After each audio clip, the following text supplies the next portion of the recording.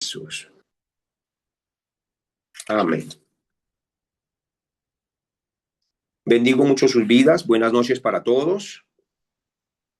El día de hoy vamos a estar hablando sobre el ministerio de oración y sanidad.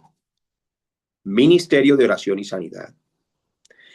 Para nosotros ejercer bien nuestro liderazgo conforme al corazón de Dios, debemos entender que nuestra autoridad no emana de una jerarquía administrativa.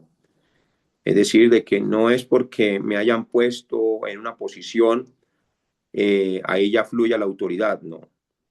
La autoridad fluye de una responsabilidad espiritual y profunda hacia los que sufren. No hay mayor autoridad que una persona pueda ayudar a otras personas. Por ejemplo, el caso del Señor Jesucristo enseñándoles a lavar los pies a sus discípulos, unos a otros. Ahí les estaba mostrando la verdadera autoridad.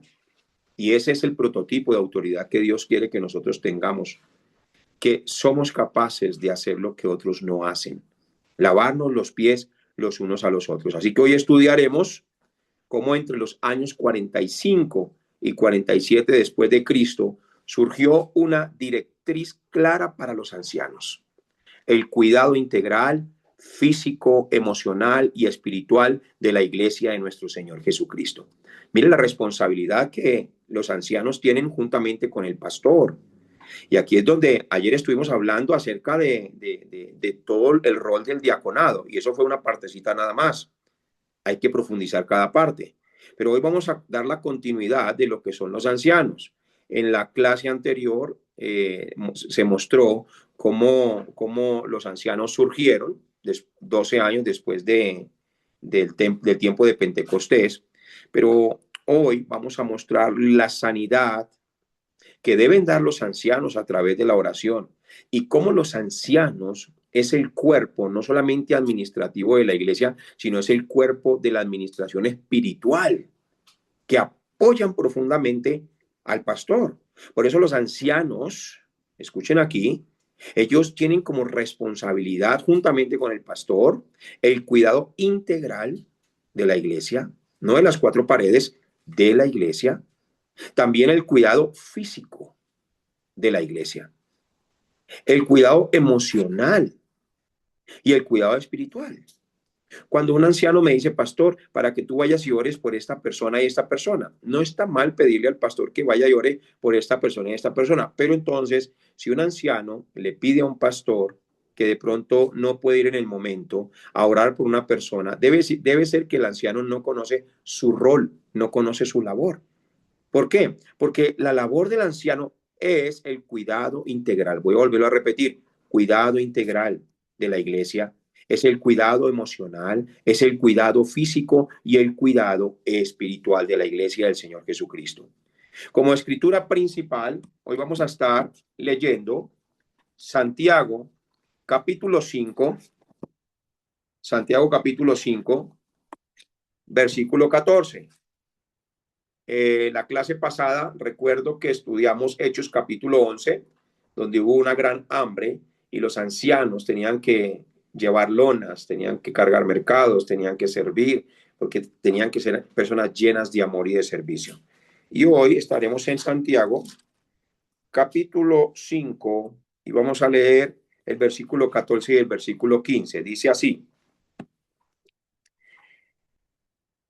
¿estamos listos? Muy bien, dice: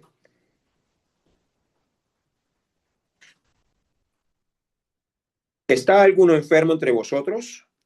Llame a los ancianos de la iglesia y oren por él, ungiéndole con aceite en el nombre del Señor. Y la oración de fe salvará al enfermo, y el Señor lo levantará, y si hubiere cometido pecados, le serán perdonados. Confesaos vuestras ofensas unos a otros y orad unos por otros para que seáis sanados. La oración eficaz del justo puede mucho. Amén. Como primer punto, Santiago era un líder principal en Jerusalén. Y debemos entender que es fundamental reconocer quién es el instrumento que Dios utiliza para dar estas instrucciones. En este caso, ninguno es un olivo suelto, como lo he enseñado en otras clases anteriores. Si usted es un pastor suelto, necesita tener un líder espiritual o un mentor al cual usted pueda dar cuenta si estar bajo sujeción. Amén. Si usted es un ministro que de pronto tiene un llamado y Dios lo llamó, no piense que porque Dios le dio un llamado no necesita un mentor. Todos necesitamos ser mentoreados, todos necesitamos ser direccionados, ninguno se las sabe todas y pues realmente solitos no podemos. Siempre bajo el gobierno del Señor Jesucristo. Por eso es fundamental reconocer quién es el instrumento que Dios utiliza para dar todas las instrucciones. Santiago no es un apóstol del grupo de los 12 discípulos del Señor Jesucristo originales, sino que Santiago es el medio hermano de nuestro Señor. ¿Estamos aquí todos? Él no era parte de ese grupo de los 12, sino que él es el medio hermano. Pongan allí un asterisco dentro del punto número 1, asterisco dentro del punto número 1, su posición de liderazgo. Santiago se convirtió en el líder principal de los ancianos en Jerusalén.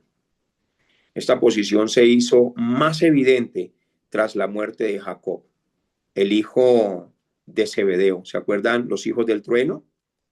Entonces, él murió en manos del rey Herodes y el arresto de Pedro, quien fue liberado milagrosamente. Entonces, allí está Santiago, convirtiéndose en un líder principal de los ancianos en Jerusalén. Miren el rango que tenía que tener doctrina, pues conocía a su hermano, conocía también la ley, conocía todos estos principios, conocía lo que es el cambio de la ley al pacto de la gracia a través de nuestro Señor Jesucristo. Así que tenía un evangelio muy organizado. ¿Y cuál era el rol de Santiago? Si era el líder de los ancianos de Jerusalén, quiere decir que Santiago tenía que conocer muy bien la doctrina de Cristo, porque el rol de un anciano tenía que ser guiar a la iglesia en la misma dirección con Cristo, juntamente con el pastor.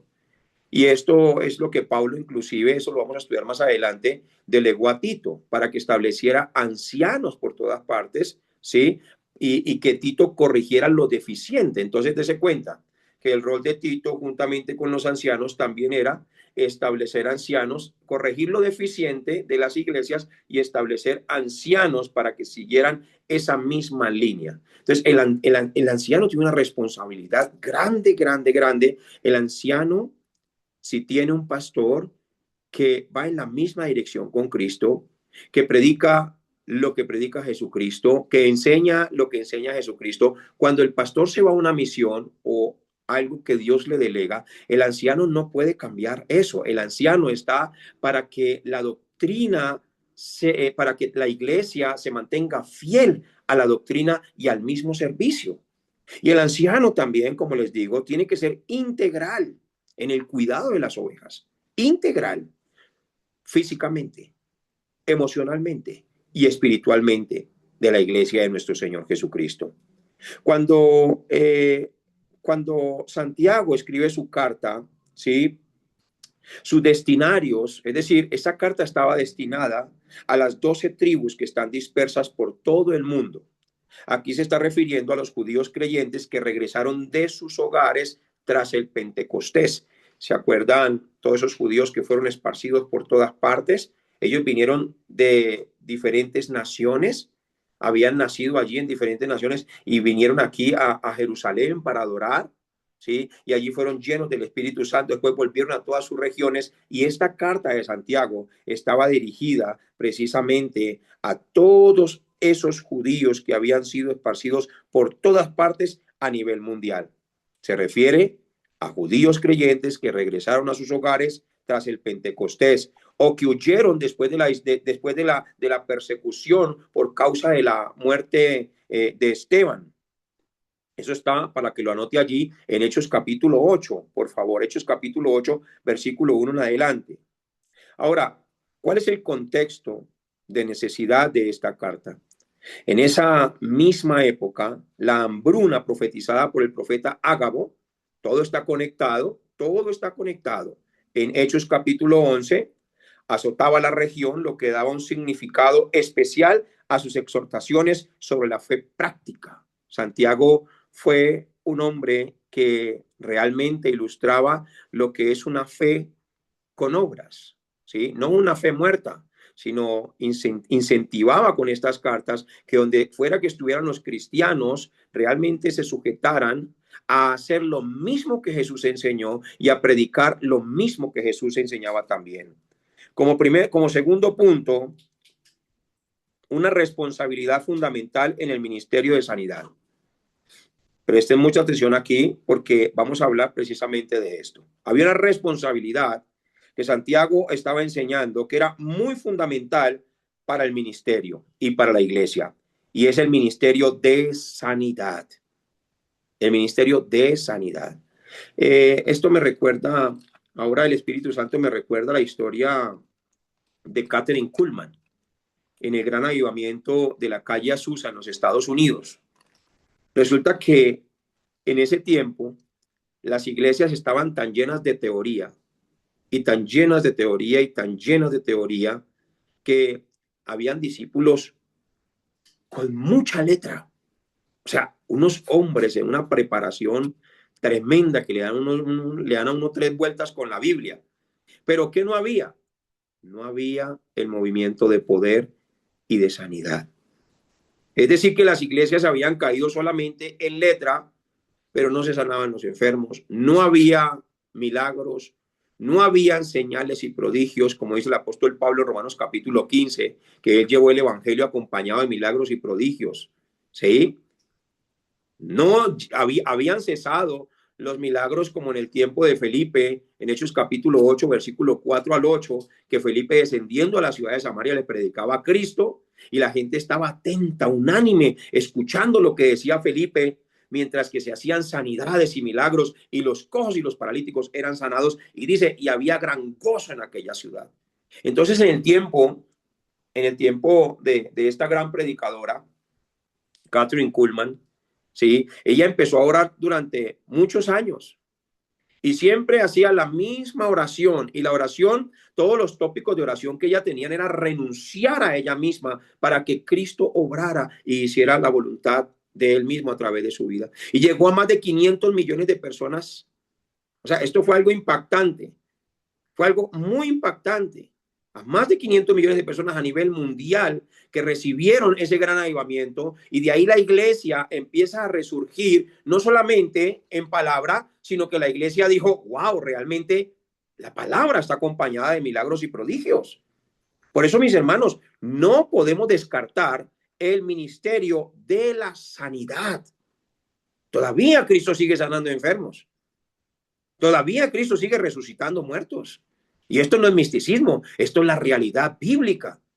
Vamos a leer Romanos,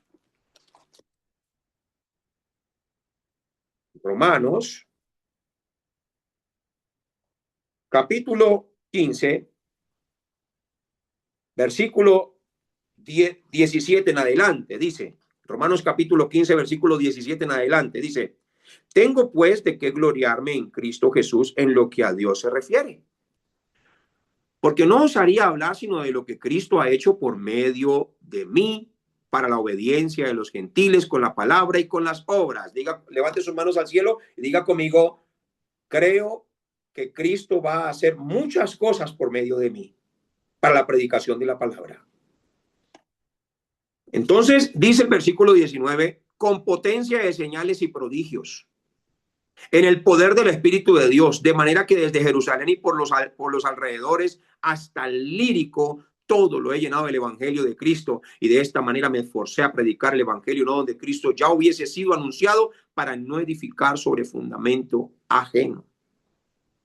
Y leamos ahora cómo en el libro de los Hechos, capítulo 8, las personas que estaban llenas del Espíritu Santo no solamente tenían el Evangelio, y no solamente tenían solo Cristo, sino que también tenían el poder del Espíritu Santo de Dios.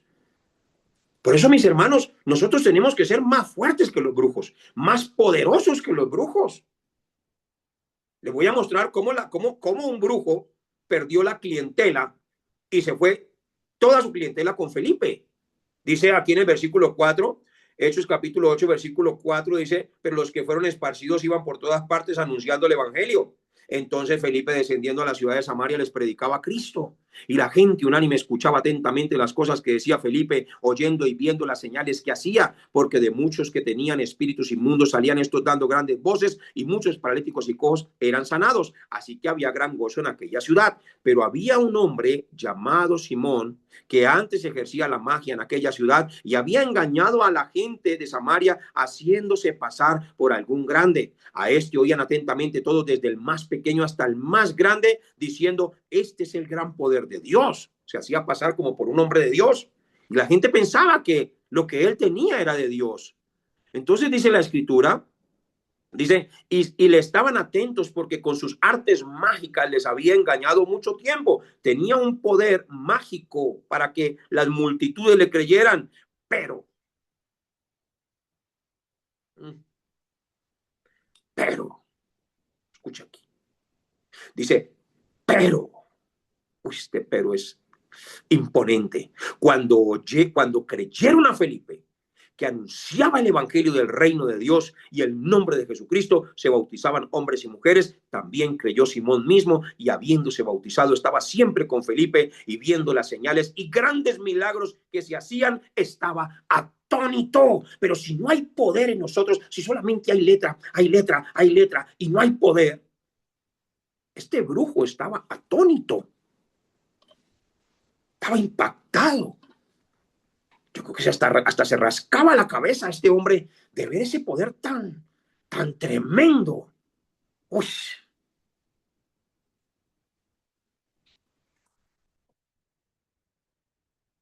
Quiero que medite. ¿Se está usted moviendo de esa manera?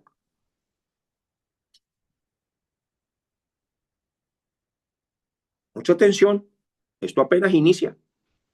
El que tenga oídos para oír, oiga lo que el Espíritu Santo dice a la iglesia, porque ustedes tienen que levantarse como esos discípulos. Hay que salir de la mediocridad espiritual y empezar a crecer con fuerza y desafiarse a sí mismo. Desafiarse a tener este misterio de la sanidad. Santiago presenta la primera gran responsabilidad específica de los ancianos en la Escritura, la sanidad de los creyentes. De esto habla Santiago. Por eso ponga un asterisco allí en el segundo punto, la iniciativa del creyente. En el versículo inicial dice, ¿está alguno enfermo entre vosotros? Llame a los ancianos de la iglesia y oren por él, ungiéndole con aceite en el nombre del Señor, y la oración de fe salvará al enfermo, y el Señor lo levantará, y si hubiere cometido pecados, le serán perdonados. Entonces, la iniciativa del creyente, el texto dice, llame a los ancianos.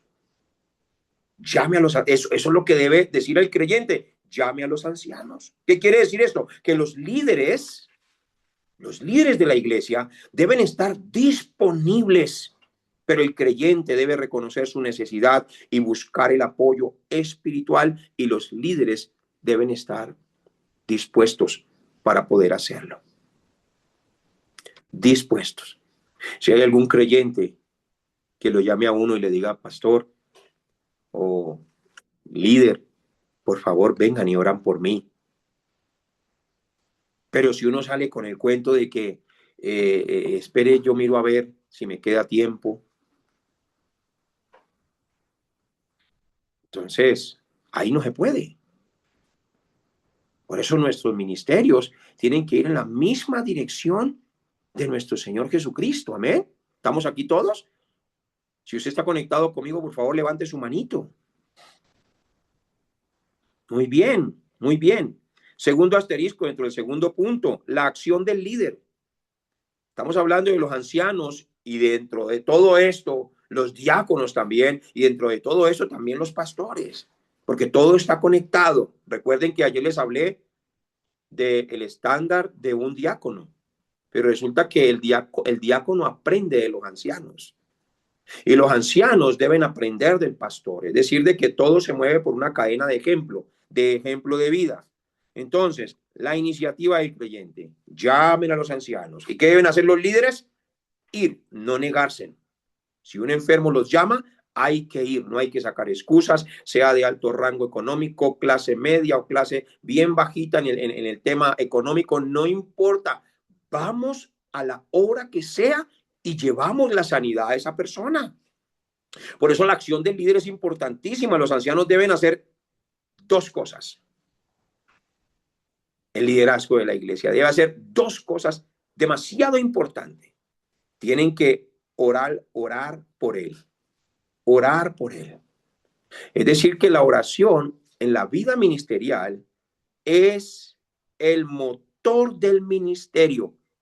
Un ministerio que no tiene vida de oración. Ese motor parece como, esa vida espiritual, yo la comparo como un motor de carburación que se le mete un mugre. Si perciben cómo es un motor con carburador que se le ensucia, arranca un poquito y a veces se apaga y no prende. Así es una vida ministerial sin oración. Hay personas que solamente oran 5 minutos o solamente oran lo que se paran en el púlpito a predicar o solamente oran en el momento que van a servir y piensan que esa media oración ya con eso basta. No, nosotros debemos tener una vida consagrada de oración. Consagrada de oración. Y si usted no lo está llevando a cabo, entonces desde mañana póngase las pilas. Desde esta misma noche, métase a orar hasta que encuentre la mayor satisfacción en su vida de que la oración es el motor de su vida espiritual. En la oración está la respuesta a todos los problemas ministeriales y a todos los problemas personales. En la oración. Pero si no hay oración, recuérdense el motor de carburación. Entonces, hay dos cosas que deben tener el liderazgo. Oración, porque la oración es el motor del ministerio, y ungir con aceite. Ungir con aceite. En el Nuevo Testamento, el aceite se usaba frecuentemente como un bálsamo sanador. En el Nuevo Testamento. Aquí se utiliza como un símbolo de la preocupación de la iglesia y del toque sanador de Dios. Entonces, ¿qué muestra este aceite? Si está alguno enfermo, llame a los ancianos de la iglesia para que le unjan con aceite. Y aquí está hablando de que el creyente está en toda su autoridad y el creyente está en todo, tiene el aval, escuchen aquí, tiene el aval de llamar a cualquier líder de la iglesia a la hora que sea, por favor, venga y ore por mí. Y esto es poderoso. Y el líder que no ora no va. El líder que no ora, es más, ve la llamada y ni siquiera contesta. Porque no está lleno del Espíritu Santo. Un líder así no es apto para el servicio. Por eso el ministerio debe ser sacrificial. Poner nuestros cuerpos en sacrificio vivo, santo y agradable delante de Dios. Muchas veces yo pongo pruebas. Porque la Biblia dice que tenemos que probar los espíritus. No que sus espíritus sean malos, ni que sean hijos del diablo. No, estoy hablando frente a gente de Dios, a gente de reino. Pero cuando hay una persona que yo le veo un ministerio, yo le hago pruebas, le doy órdenes, a ver qué dice o a ver qué hace. Le digo, tal día vas a hacer tal cosa. Así, lo cojo así de repente. ¡Pum! Tal día vas a hacer tal cosa. Lo vas a hacer en la iglesia. Y si sale con excusas para hacer algo que a Dios le agrada o que está por encima de cualquier cosa que él pueda o ella pueda estar haciendo, entonces quiere decir que esa persona todavía no está preparada para el servicio. Por eso, mis hermanos, nosotros tenemos que tener oración, porque ahí está la respuesta de todo. Y sobre todo también, si un enfermo nos llama, debemos ir, no como quien, bueno, cuando lleguemos allí voy a orar, no, ya, una vida de oración, una vida de oración. Tenemos que ir ya orados y allá oramos más. Y aparte, llevamos el aceite y ungimos a esta persona como un símbolo de preocupación y oramos por esta persona para que el toque de Dios sea sanándolo en ese momento. Y todo esto lo tenemos que hacer, ponga otro asterisco allí, en el nombre de Jesús. Porque todo debe hacerse en el nombre del Señor Jesucristo. Esto exalta que el sanador no somos nosotros. Esto exalta que es el Señor Jesucristo quien sana a los enfermos. Punto número 3. Pongan allí profundizando en la instrucción de Santiago. Profundizando en la instrucción de Santiago. Entonces, para que no cometamos errores doctrinales, debemos analizar los detalles que Santiago nos deja. En el punto número 3, pongan allí el primer asterisco. Tipos de enfermedad. Santiago no limita el ministerio de sanidad solo a lo físico, sino que aquí hay diferentes tipos de sanidades. El término incluye enfermedades arraigadas también en lo psicológico, también en lo espiritual. Vamos a encontrar personas que no están enfermas físicamente, sino que están enfermas mentalmente. Conozco todavía personas que ya han nacido de nuevo, pero luchan con ansiedades. Ya han nacido de nuevo y sus nombres están escritos en el libro de la vida, pero entran en depresiones. Y nuestra responsabilidad no es solamente si alguien tiene una enfermedad de cáncer o una enfermedad en un órgano o estas cosas, o si alguien está ciego. No, Santiago no limita la sanidad solamente a lo físico, sino que también lo expande hacia enfermedades arraigadas en lo psicológico o espiritual. ¿Qué quiere decir esto? Que los líderes deben estar listos para ministrar en todas estas áreas. Por eso, mis hermanos, es importante comer Biblia y estudiar.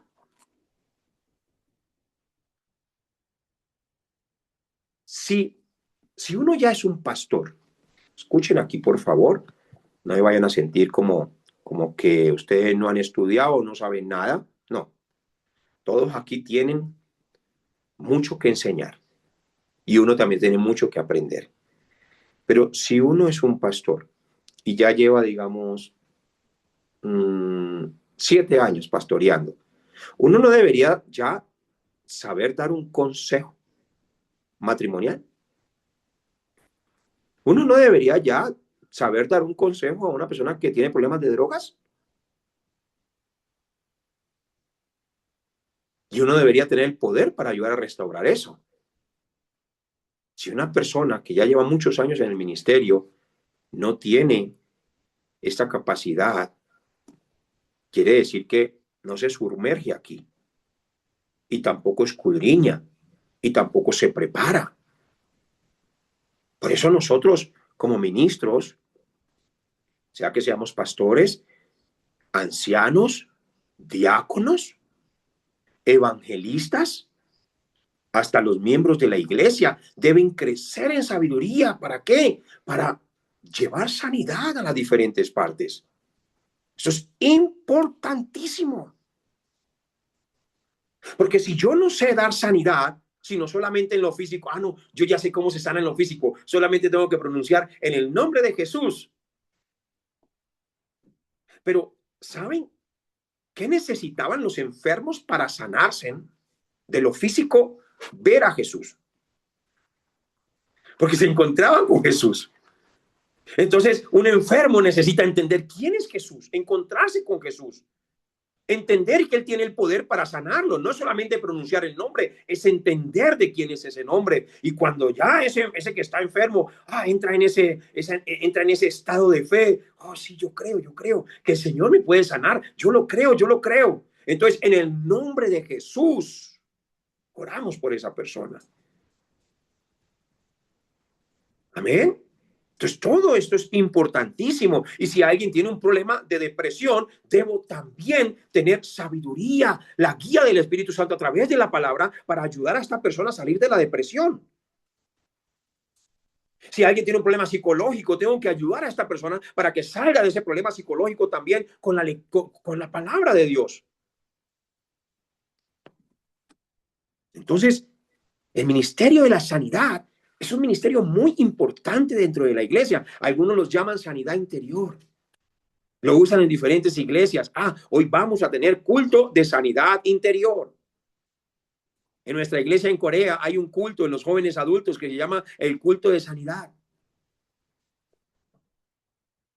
Pero allá digamos, como tal, no empiezan como a orar por cada enfermedad, sino que allá tienen una mentalidad de reino. Ellos, mientras que están predicando la palabra, ellos están creyendo que los enfermos están sanando, porque están predicando en el nombre de Jesús y se están sanando aún cuando predican la palabra de Dios, cuando hablan de Cristo, cuando ellos obtienen esa fe, salen de sus depresiones, salen de sus ansiedades, salen de todas estas cosas. Por eso, mis hermanos, un pastor y una pastora tienen que estar espiritualmente sanos. Imagínense un pastor deprimido tratando de sacar a otra persona que está deprimida. Pues eso es como un ciego guiando a otro ciego. O una pastora que mantenga con depresiones tratando de ayudar a otra que está deprimida. Ahí lo que hay es una impartición para allá y para acá. Y hasta de pronto las dos resultan llorando. Ay, a mí también me pasa esto. Ay, no, yo tengo peores problemas. No, imagínate eso. Imagínate tú un psicólogo cristiano o una psicóloga cristiana dando enseñanza o no voy a ayudar a esta persona. Y los dos, el psicólogo y el paciente llorando, ay, no, yo también estoy peor. No. Hay que tener ese poder para la sanidad, amén. Y todos somos muy vulnerables, escuchen aquí, todos somos muy vulnerables a entrar en momentos difíciles. Todos somos muy vulnerables de pronto a ponernos de vez en cuando mal y que nos abarca así los pensamientos y nos atacan. Pero ahí es cuando nosotros tenemos que poner en práctica y coger todas las palabras que predicamos y levantarse uno con ellas mismas también. ¿Para qué? Para seguir dando ese ministerio de la sanidad que Santiago enseña a la iglesia. Entonces, esos son los tipos de enfermedades, no solamente lo físico, sino también lo espiritual y lo psicológico. Hay que echar fuera demonios. Hay personas que están endemoniadas y no tenemos que tenerle miedo a los demonios. Ay, no, pastor, a mí me da miedo eso. ¿Qué miedo? Dice la Biblia que el perfecto amor echa fuera el temor, de donde el que teme es porque no ha sido perfeccionado en el amor. Es decir, no ha conocido perfectamente a quién es el que le sirve y quién es el que lo guarda y quién es el que habita en él. Porque si usted sabe quién es Dios en su vida, usted no debería tenerle miedo a ningún demonio ni al mismo diablo. ¿Por qué? Porque el diablo fue vencido en la cruz. Amén. Así que si usted todavía es de los que de pronto se pone a orar por ahí en la noche y ora con un ojo abierto así, a solas, no, reprenda al diablo. Eche fuera todo ese temor. Eche fuera todo ese miedo. El Señor Jesucristo dijo, os doy potestad de hollar serpientes y escorpiones y toda fuerza y ninguna fuerza del enemigo os dañará. Así que eso está protegido por Dios. Segundo asterisco, en el tercer punto, relación con las pruebas. La carta menciona que los creyentes enfrentaban diversas pruebas. Enfrentaban también sufrimientos. Por ejemplo, si vamos a Santiago capítulo 1, versículo 2 dice, hermanos míos, tened por sumo gozo cuando os halléis en diversas pruebas. Y le estaba hablando a los ancianos de la iglesia, a los líderes espirituales. Les estaban diciendo, ustedes van a tener pruebas, van a tener sufrimientos. Eso es parte de la vida ministerial. ¿Estamos aquí todos? Y en el versículo 12 dice, bienaventurado el varón que soporta la tentación, porque cuando haya resistido la prueba, recibirá la corona de vida que Dios ha prometido a los que le aman.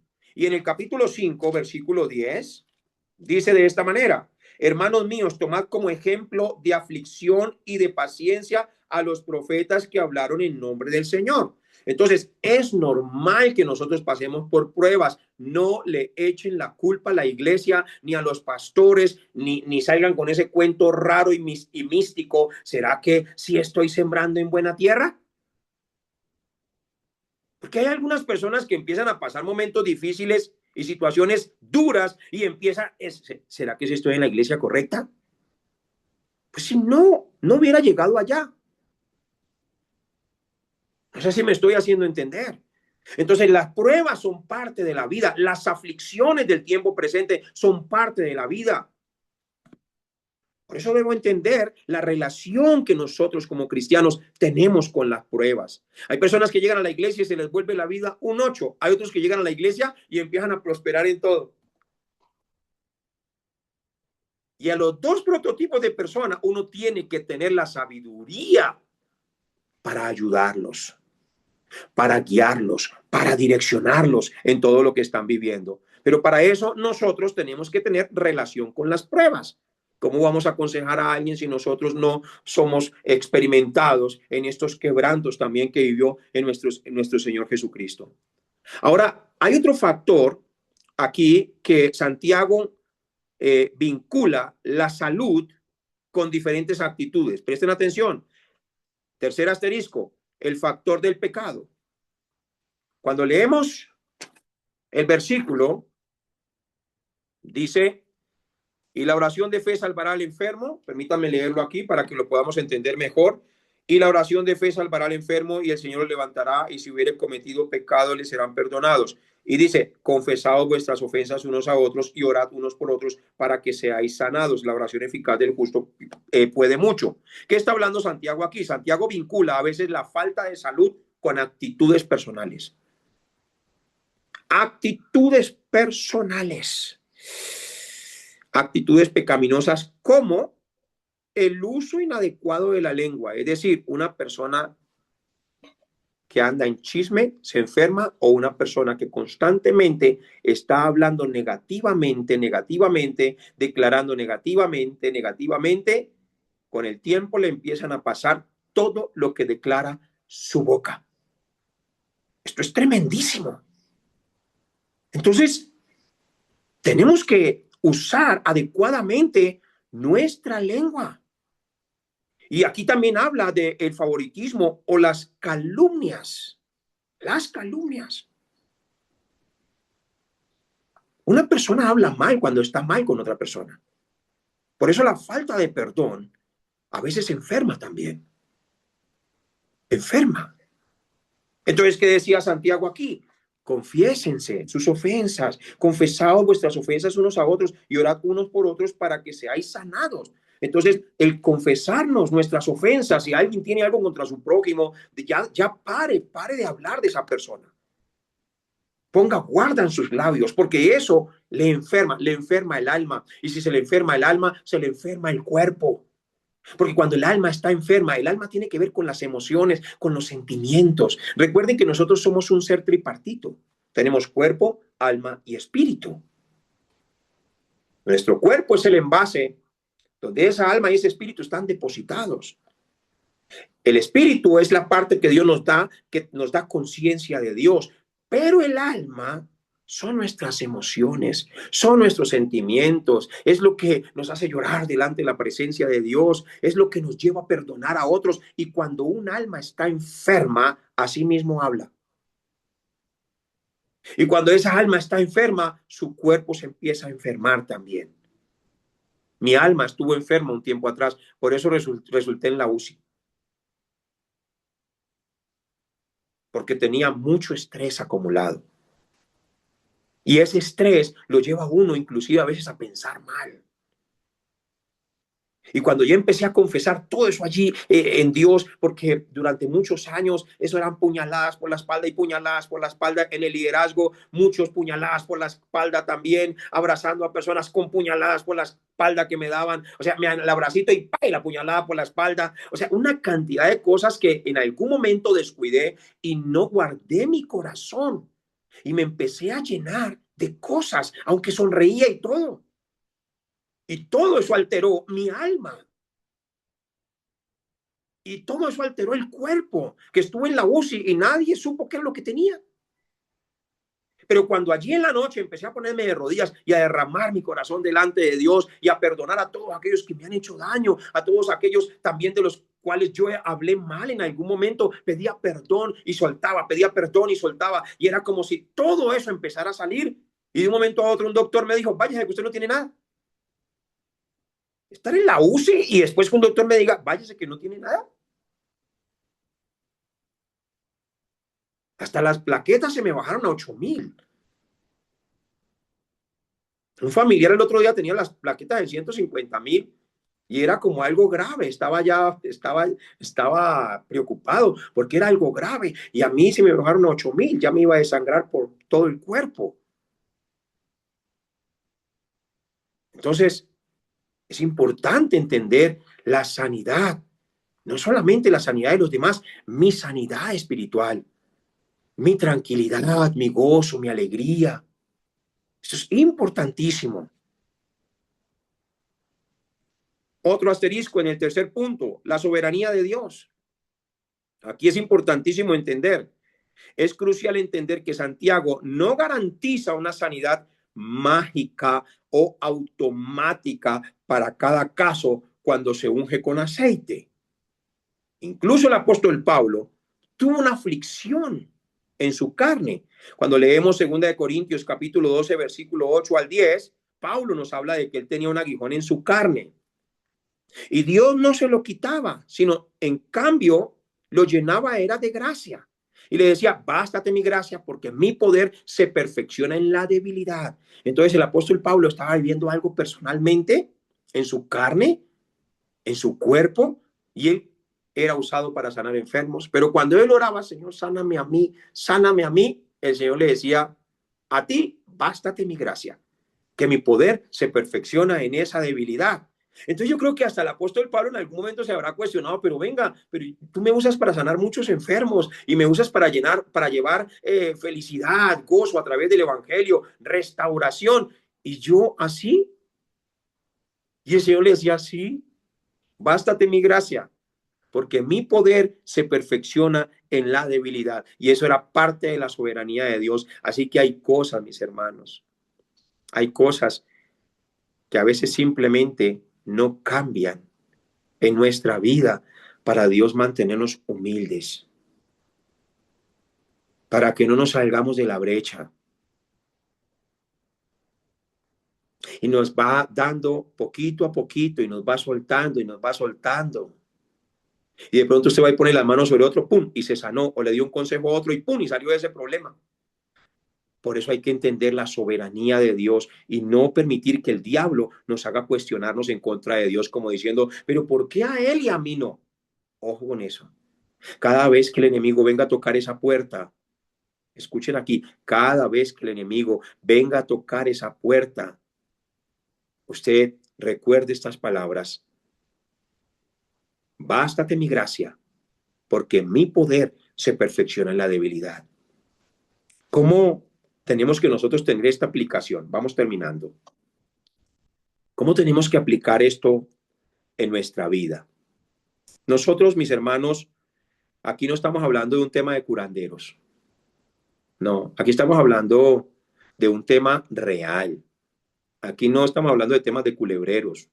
Aquí estamos hablando del poder del Espíritu Santo que obra a través de nuestra vida y necesitamos tener ese ministerio de la sanidad en la vida de las personas. Sanidad física, sanidad espiritual, sanidad psicológica, sanidad emocional, sanidad física, sanidad espiritual, sanidad psicológica, sanidad espiritual, para que la iglesia sea una iglesia integral. Por eso cada uno verifíquese. ¿Puedo darle en este momento a alguien sanidad física? ¿Tengo la fe para creer que Dios lo va a sanar? Pues Él tomará la última respuesta. Él tomará la decisión si lo sana o no lo sana, pero yo tengo fe que lo puedo sanar. Hay esa fuerza espiritual.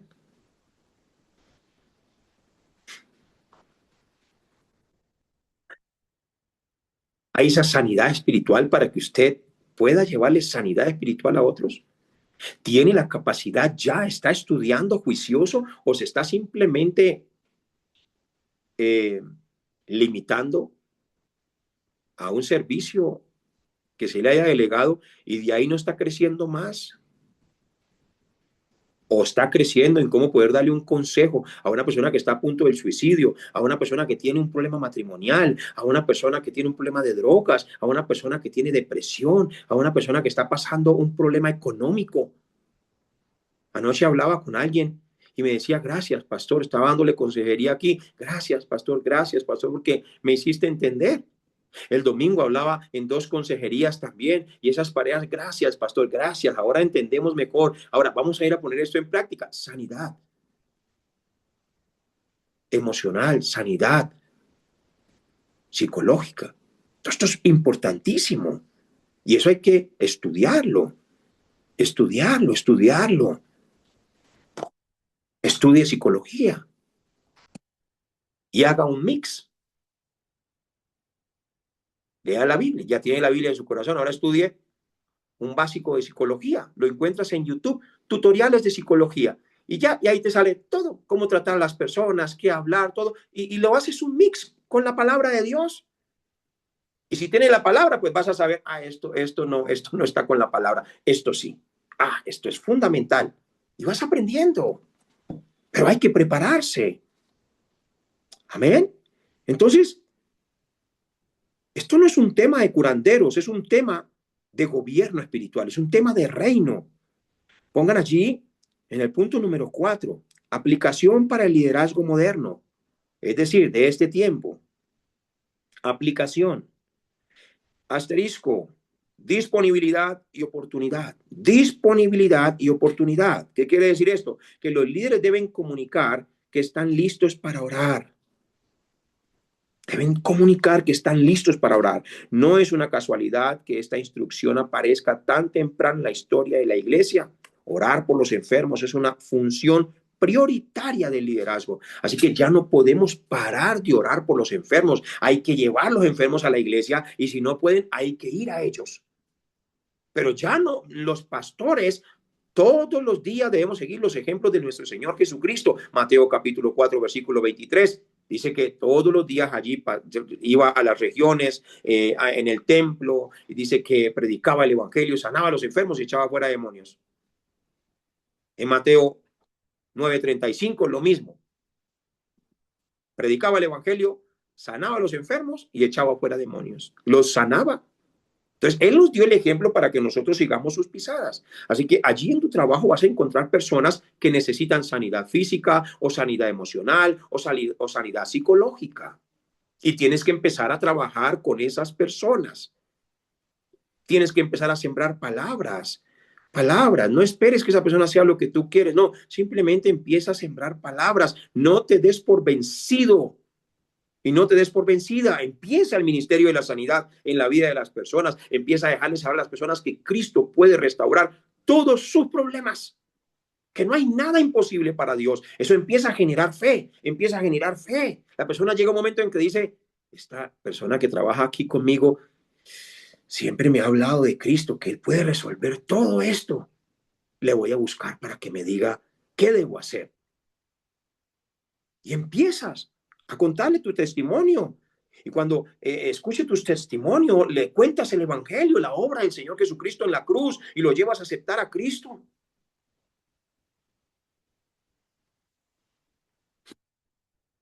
¿Saben? Lo primero que el Señor Jesús le enseñó a sus discípulos antes de que ellos se confirmaran como apóstoles fue a amar las almas. Amar las almas. Si usted quiere estudiar y quiere levantarse como un discípulo y quiere aprender lo que es entender las Sagradas Escrituras, aquí todo, mírenme aquí, todo aquí habla de la salvación y la sanidad de las personas en los diferentes tiempos y en las diferentes épocas. Entonces les incentivo para que por favor tengan esa disponibilidad a la oportunidad que Dios les da de llevar este ministerio hermoso. ¿Y que tienen que llevar? Una sana doctrina. Porque solo la sana doctrina del Evangelio de Cristo puede sanar a las personas. Santiago advierte contra el error de los líderes que buscan manipular o crear sistemas autoritativos o autoritarios, es decir, su propio sistema. No, tenemos que establecer el sistema del reino, porque el verdadero líder es un siervo que lava los pies tal como Jesús lo hizo. No es un siervo que espera que le sirvan, sino que enseña a servir. Enseña a servir. Concluyo con esta historia. Imaginen una lámpara de aceite antigua en una casa oscura durante una tormenta. Una lámpara de aceite antigua en una casa oscura durante una tormenta. Si la mecha de esa lámpara de aceite está seca, por más que intentemos encenderla, no dará luz, porque la única manera de que dé luz es que la mecha esté con el aceite ungida. Así que los ancianos son como aquellos que traen el aceite para que la mecha del creyente sufriente vuelva a arder. Nosotros tenemos que estar ungidos por Dios. Por eso, inicien esta noche con mucha oración. Y mañana también en la mañana. Y terminen la noche, así estén cansados, así se queden dormiditos de rodillas. No importa, el Señor allí, hasta de rodillas dormidos, el Señor coge y los consiente y hasta sigue orando con ustedes en el Espíritu. Pero busquen desde ya ser llenos del Espíritu Santo. Y ser llenos del Espíritu Santo es leer las palabras que el Espíritu Santo inspiró. Ahí nos llenamos del Espíritu Santo y oramos en la misma dirección con la palabra. Y ahí tenemos la llenura y el poder de su Santo Espíritu. Amén. Entonces, nosotros no somos la luz. Jesús es la luz. Pero nosotros somos el suministro para que Dios obre a través de nuestra vida. Quiero terminar con estas 3 preguntas. Escúchenlas, por favor, y las meditan. Primer pregunta, ¿somos accesibles? ¿Qué quiere decir esto? Si un hermano de nuestra congregación enferma hoy, a medianoche, ¿sentiría ese hermano la confianza de llamarnos o nos ve como figuras distantes e inalcanzables? ¿Será que una persona en esta hora puede tener la confianza para decir, no, este hermano, yo sé que yo le puedo llamar y, si yo estoy pasando una emergencia, él se viene para acá a orar por mí? ¿O será que las personas te ven como alguien inalcanzable? ¿O te ven como alguien que dice, no, no, mejor no lo llamo para no molestarle? Ustedes están en todo su derecho. Y las ovejas tienen que saber eso. El rebaño que todos los líderes dirigimos deben saber que nosotros somos servidores públicos del reino. Y trabajamos para el reino y estamos al servicio de la sociedad. Entonces, analiza esa pregunta. La segunda pregunta es, ¿oramos con fe o por rutina? Cuando ungimos con aceite a alguien, ¿lo hacemos como un ritual vacío o con la convicción de que Cristo tiene el poder para sanarlo y para salvar a esta persona? ¿Qué día en el templo llegó una persona que estaba enferma? Inmediatamente les dije, a ver, vengan todos los ancianos, que aquí la Biblia dice que llamemos a los ancianos y que oremos todos juntos. Pero aquí la pregunta que surge es, cuando ungimos con aceite, ¿lo hacemos como un ritual vacío o con la convicción real de que Jesús lo puede sanar y que lo puede salvar? Si el Señor no lo sana, está bien. Lo más importante es que se salve, no que se sane. Pero nosotros oramos con esa convicción, creyendo de que el Señor sí lo puede sanar. Y la tercera pregunta es, ¿cuidamos el alma o solo el cuerpo? Estamos discerniendo, tenemos discernimiento si la enfermedad de nuestras ovejas proviene de pronto de un pecado de falta de perdón, de un pecado que no se le ha confesado a Dios, o un desánimo espiritual que requiere nuestra guía espiritual como líderes. Es decir, cuando vemos a una persona escuchándole, dialogando con esa persona, podemos llegar a la conclusión de qué es lo que le pasa. Vamos a orar. Cierren sus ojitos todos, por favor, y vamos a orar. Amado Dios y Padre Celestial, En el nombre de tu Hijo Jesucristo, nos presentamos ante ti como líderes que desean servirte fielmente.